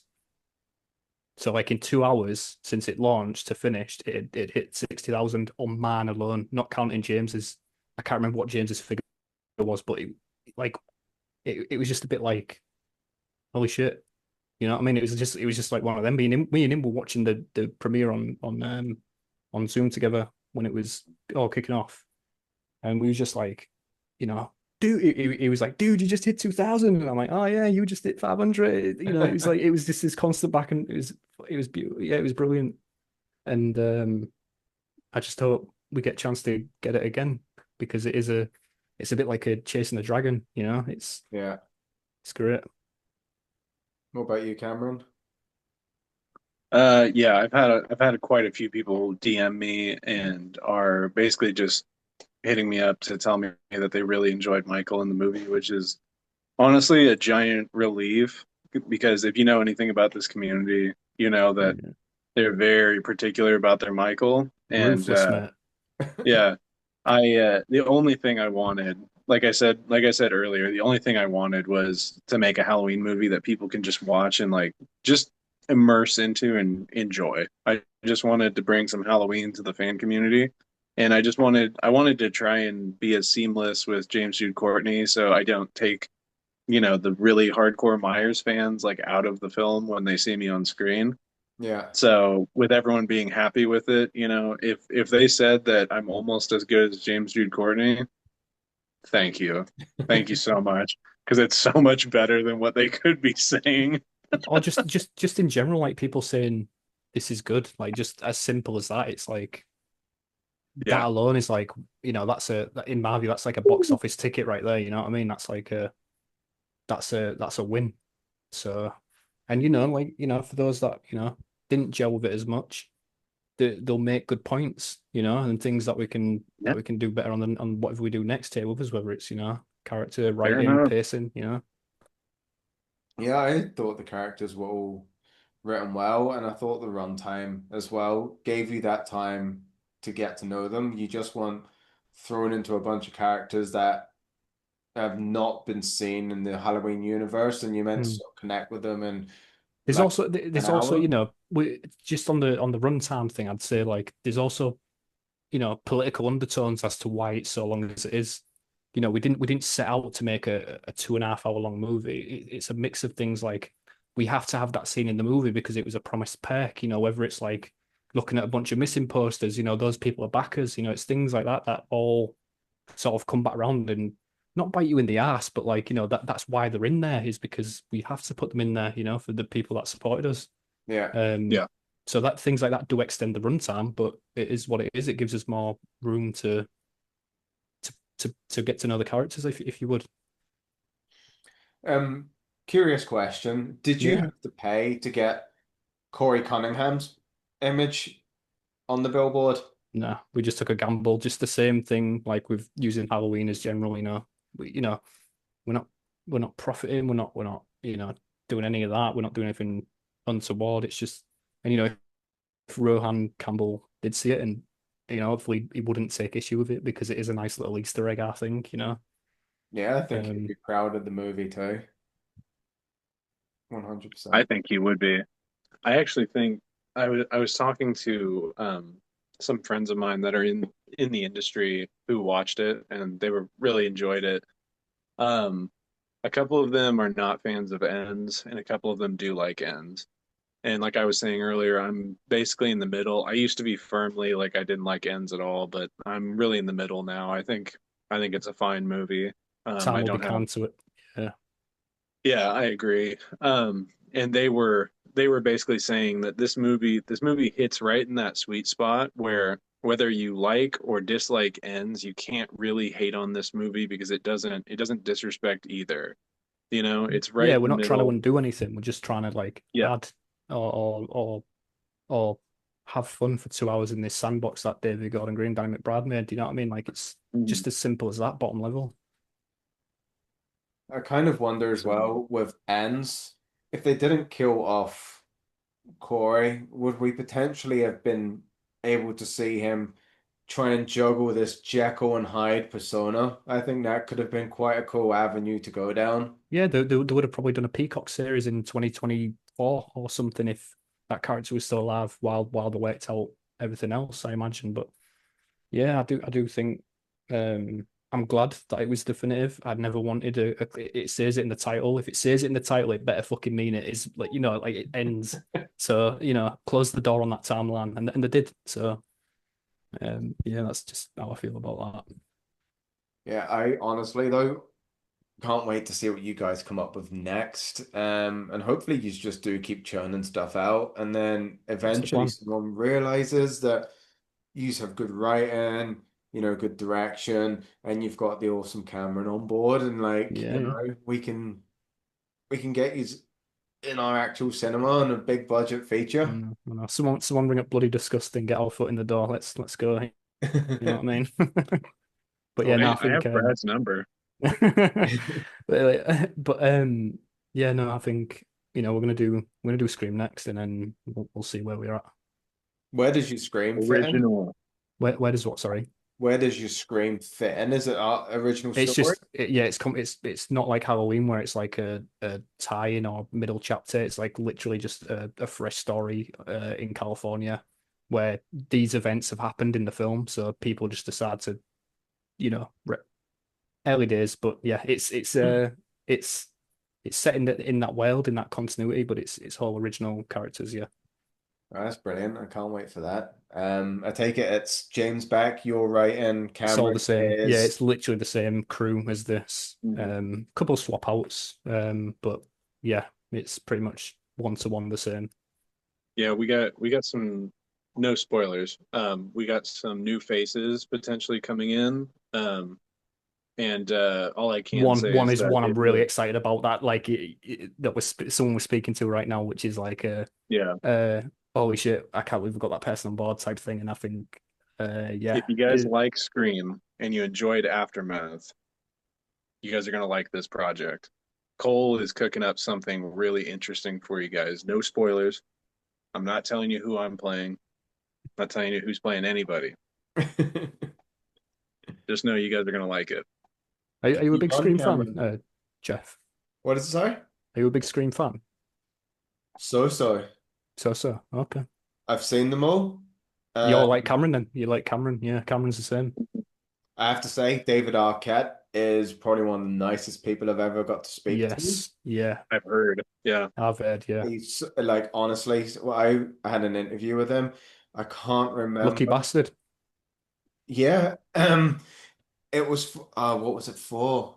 It Would it was for scream? a movie done about like a bookshop, I think it was. Can't remember what it was, but like C-Speak, I think it's on like my YouTube. I hope it is anyway. He is so relaxed Mm, and he's one of the greatest sort of people ever. Like he puts you at ease, you know? yeah. I And know someone I know someone that spots to him. They've said basically the same thing. There was like he just talks to you like a person. There's no ego. yeah. There's it's just a guy. You know what I mean? And he just is really sound. Yeah, it was same with Malcolm McDowell. I spoke to him regarding Halloween 2 and we ran out of time and he asked the person who was hosting it to just he was like get his number and then he rang me back like a day later. Yeah. Continue our conversation. You know, It's it's just hilarious. I should have yeah. asked him for his phone number. Yeah, like he just rang me back randomly. I was at work and he was like, "Hello, Jeffrey." Hello. But yeah, I think you know, even if you're a so-so fan, I think we've got a decent story enough to, and we've got some Yeah. really unique motives. I feel like it's literally something you haven't seen, like a reason why, and not just the reason why, but there's extra like layers and twists and things that I'm really excited about, and I just can't wait to fucking get rolling on that. I can't Like wait. yeah, like if I could start now, I would. Yeah, and you're coming in good season two for it because the new Mhm. Scream will be That's the coming plan. out. That is the plan. That's why we're gearing up now. We're going to shoot the opening kill in December, and then February we're going to launch a campaign like we did with Halloween, and hopefully piggyback right off the hype from Seven coming out Yeah, that should be really good because Seven coming out has basically all the legacy characters back, even yeah, ones that were deceased. So yeah, as this one. AI. Yeah, Well, honestly, guys, thank you for your time today. no problem. I really loved Aftermath. I will drop my review probably midweek, so you can have a read of that. You And have to send me an email with it over when you drop it. yeah, well, don't you Yeah, worry. yeah, I'll keep you informed on it. perfect. It was brilliant. Like, it was actually fun to sit down and watch a Halloween movie that was genuinely like had jumpy moments in it. Yeah. Um, one of the moment that actually did get me, or like, ah, shit, you got me, was um Remedy's death. You know, when Oh, he just really? came out the cupboard. Yeah, yeah, I thought she was going to open the door and we were going to go through this little back and forth in the hallway. Then he just popped out the side door. yeah, yeah. Yeah, I think that was a good one. yeah, that was brilliant. So you've nailed everything. It's definitely going to keep fans ticking over until we get the next feature anyway, which I Yeah, think you guys are more than capable of delivering. So let's just hope we can get this fed to the right people and get used behind the wheel of it. Because I think even on an original concept, Cole, I think you can write something truly awesome for the franchise. So yeah, just keep kicking ass and keep taking names because yeah, as you can appreciate see that. from here, you've got the views in like 3 days. You've like tripled, was it tripled your expectations? Quadrupled, yeah. So Quadrupled, even more yeah. so, yeah. So yeah, Yeah, keep doing what you're doing because no, it's we're definitely on the humbling. You way. know, I sent like a massive email, like PA message or whatever, to like all the cast and crew, being like, it's it was a massive message, but it was basically like, I can't believe that we've hit or succeeded our goals. We all hoped a lot of people would see it so that these actors can get more work and that as real footage and things. But yeah, fucking 300,000 views in 2 days. That's Crazy, just a crazy. blessing, really, isn't it? Yeah, yeah, it's a whole different, and the graph, looking at the graph, it has no signs of dropping. It's still climbing. So we're getting 4,000 views every 60 minutes apparently. So And it's something you do recommend on. Like, I've said to a few of my friends here, check this out, and it's so good because you just send them the link. yeah. It's unreal. Like, I couldn't see you either it dropping anyway, especially you're coming up to Halloween next. Yeah, I think I think how up to like the next 10 days are going to be its biggest. But Yeah, then if it's still up a year from now, next October, it's going to have another round of, you know, people viewing it and things. There is always that worry that you get a strike, but I feel like it's out there now. Enough people have seen it where I feel satisfied, with yeah. its existence and the work and the 3 years of work that we all put into it. I've heard about that. So on my thing for hearing about that was the Never Hike Alone, the director of it. Hmm. He was nearing so many million views. And someone kept reporting his video and it got took down. Yeah, that is it is a concern. Like James is worried, bless him, about that. It's one of them where it's like, you spend so long doing it, and there's always that niggling thought in the back of your mind. But all I can hope is, Malika Cad, Ryan Freeman, the people, we're not doing any harm. We're not profiting. It's no different than people making masks of Michael Myers and things like that. Yeah. It's like fans expressing themselves. You know what I mean? So Yeah. I just feel like hopefully it does stay up. Is the hope, So we'll see. Well, fingers crossed it does. And I'm actually kind of curious to see what the end sum will be once, once the wave has sort of come down. Once it peaks, I feel like if it keeps going like this, we'll be at 1 million by Halloween. Nah, that would be the goal. That's not the goal. I expect if we keep climbing with the numbers that we are, just mathematically, I've done the numbers. I think 7 days, not 8 days from now, it would be at 1 million if it keeps climbing the way it That's is. unreal. I'm gonna definitely keep my eye on Um, that anyway. Because yeah. Man, could you imagine? Hmm. Crazy. so what can we expect next from the pair of you? Is it going to be Scream? Scream. Yeah, it's Yeah. all hands on deck for Scream, shooting that next year and then releasing that sometime in 2027, probably. Right, before I do let you go, out of curiosity for Scream, you said you're shooting it in December. Oh, is it going to be a Christmas Kill, the opening one? No, it's not a Christmas centric movie, right? It's just a coincidence that, Ah, but the It's a release, great question. yeah, the release is to be lined up with a special anniversary. So yeah, we'll get around to that next year at some point. But yeah, perfect. Well, the pair of you definitely keep in touch. Keep me up to date with what's of course, yeah, happening. yeah. And yeah, Follow me on Instagram. Mm, I actually don't use Instagram or socials. Okay. Um, so I'm All right. just cool. Yeah, we'll swap information for sure. yeah, Yeah, 100%. And then keep up to date and then get you both back on at points yeah, throughout. yeah, yeah. Yeah, That'd be great. Yeah, let's keep this going. definitely. And Yeah, Absolutely.